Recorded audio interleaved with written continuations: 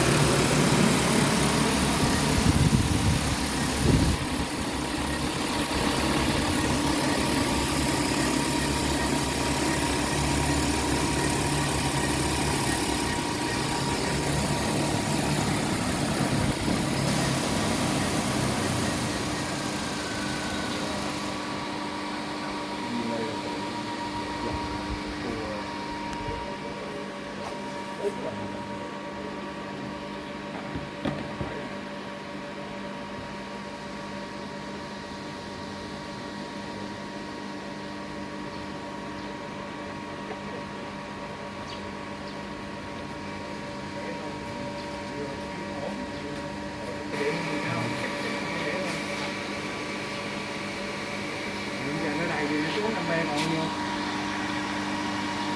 21. Là nó hồi nãy nó 60. Có nhiều thiếu quá. Thiếu quá.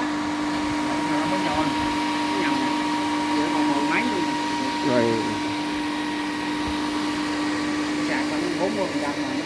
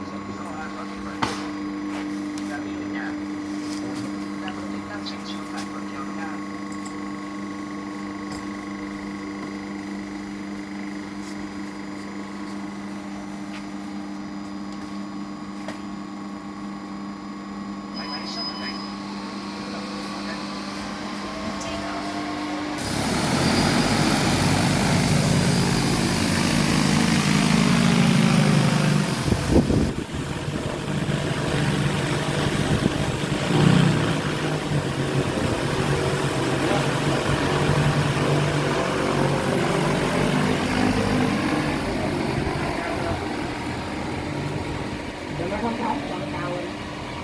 Cao lên, cao cái chích. Lên rồi, 5 phút rồi nè. 4 phút nữa. Rồi.